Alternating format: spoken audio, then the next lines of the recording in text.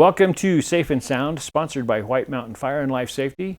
I am your host, Kurt Webb, and today on the show we have Rhonda Krouse and also Karin.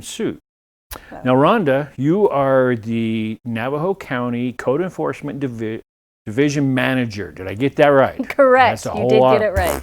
It is it's a long name. Right. And you're a health inspector. Right. I work for Navajo County, and I'm a health inspector. Cool. So, Rhonda, kind of give me an idea of everything, because in your division, what is it that you cover, do, all that? So, for my division, I oversee code enforcement departments. So that includes animal control, because we go by a county ordinance and the ARS statute, Arizona Revised Statutes. Medical examiner does the same thing. We go by ARS statutes plus our own county ordinance, and then environmental health, which goes by, you have the Arizona code, you have federal code, and then you also have county ordinances. So as a health inspector, you're not the one going out there and doing the like building inspections and things like that, as far as was it built properly, right? What is it that? No, actually what we do is educate the public on food safety.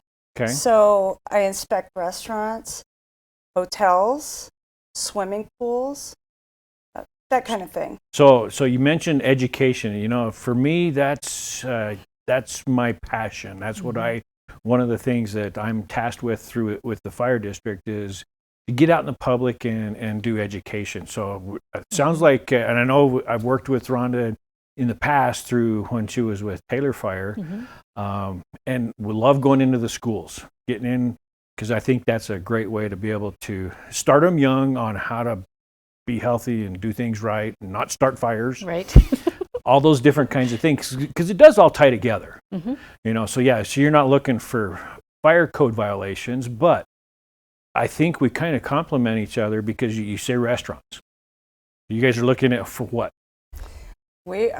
I'm looking for safe food, okay? Because you eat, we all have to eat. So what I'm doing when I'm going in there is I'm looking at cleanliness of the restaurant. I'm looking at cleanliness of the employees, make sure their behaviors and they're washing their hands. I'm looking at the temperatures of food. And why am I doing that? So we don't have to call you for foodborne illness, right?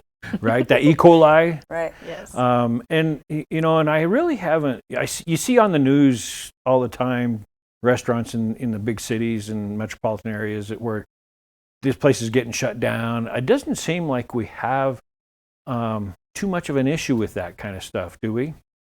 Not that I've seen. Now, mind you, I've been with the county now for 4 months, so I'm yet to see that. So I'm thinking we're doing a pretty good job.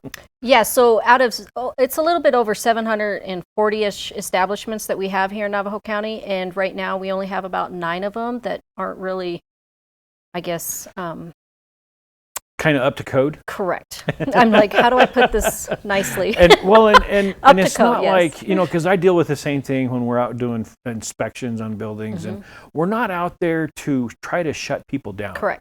And I don't think that's your intention, is to eliminate them, because, you know, like you say, we all have to work together. We have to eat, all that kind of stuff.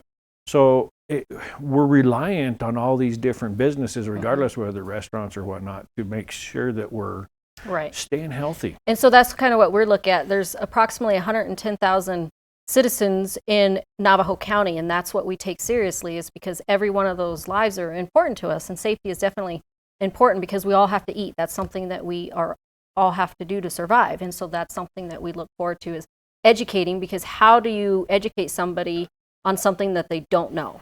And so that's our job, is to kind of introduce them to these ordinances and these state rules, because, like, you know, ordinances and rules and scopes all change yearly.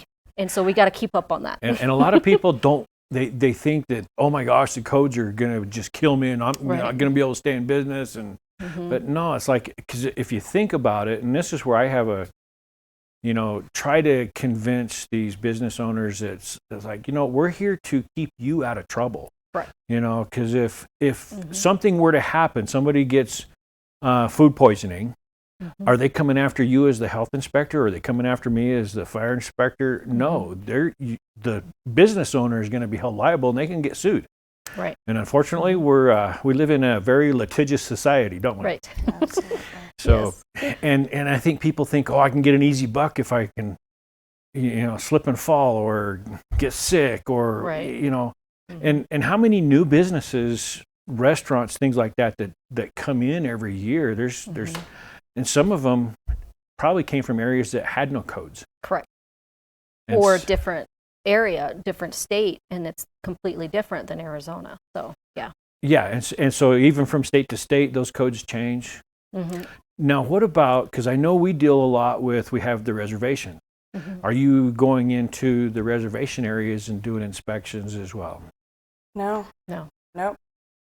So They're a sovereign nation, and so that so they have their own people. correct. They have their own health department. And I know I did a lot of work before I became full-time with fire department down on the White Mountain Apache Reservation, and IHS, the Indian Health Services. Right. I know they do a lot of, so I know down there they did a lot of that. They had their own inspectors, but I didn't know if you guys got involved in that too. So it's, because that's, you got those questions all the time. What's going on, Now, we definitely would help each other out if, say, we did have a cross-contamination with food truck or something like that. We're definitely in communication with them, but we just don't. We don't go in any other establishments. So, like, for example, I noticed just recently there was an outbreak of hamburger that was tainted with E. coli or something like that, and it got shipped to a lot of places in Arizona. Does that also, so it may affect some of those reservations? Do you share that cross information with them and their inspectors, things like that, or is that just? No, I think that's just more of their IHS should be in communication with Arizona Health Services to get that kind of information. We don't relay that to them. So they're in charge of, because you guys get that information, correct? Sometimes, yeah. So we're all off kind of on our own to make sure that we stay. Yes. Because if we're buying from Walmart, right, Bash's, Safeway, whatever the case might be, we got to make sure that they're staying healthy too. Do you go into stores? Absolutely. Stores is a big part of the inspections that I do. Anything that involves food. Okay, so think about it like this. Anywhere where you could buy something that could potentially make you sick. You go in a grocery store, you buy hamburger, you buy chicken, right? So I want to inspect to make sure that those meats are held at the proper temperatures. Because if not, then it's going to spoil. Right. And then you're going to bring it home and you could get sick. In fact, I know a few years ago, Walmart, their freezers went out. Yes. And huge issue because now they've got to, and they can't just say, hey, you take this before it goes. It's at that point, it's already bad. So, you get involved in those kinds of situations like that to make sure that, do you have to re-inspect that when they get that back up and running? Yeah, we re-inspect after they get it back up and running. However, when their freezers go out, they know to take their things out and get rid of it. Right, and I know, Safeway, Bash's, Walmart, they've been really good in our area that I know of because I deal with them. Because we're going into these establishments that have hood systems and doing cooking and same thing, because we're looking for that fire safety aspect. And so it's important. And same thing with us. We want them to, okay, you got to shut this down and get it corrected. Now, let me know when you get it up and running. Right, and I'll come look again. You're right. We're gonna make sure, and then we'll, and it's not like we've got this bad list or anything like Santa does, Right. On the naughty list or the nice list, right? No, but we do want to make sure because it's all about keeping the public healthy and safe. Well, and they rely on us to do that job, and so that's where it's top of our priority is that education and safety for our citizens.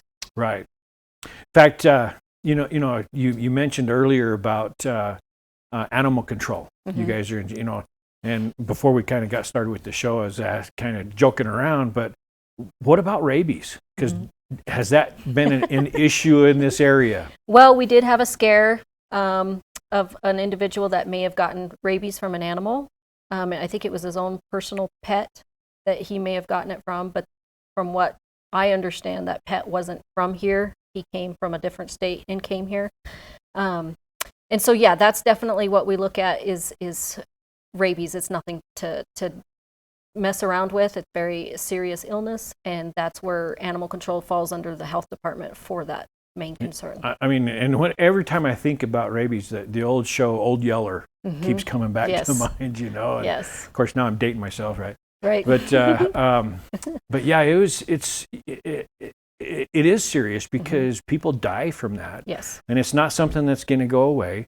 Right. And since we live close to the forest, there are animals out there but we don't want people going out there trying to chase down and get this animal. That's where Correct. animal control comes in very handy. Right. So, for instance, if you're outside and you see a fox crawling around your house, you know, that's kind of weird because foxes are usually nocturnal.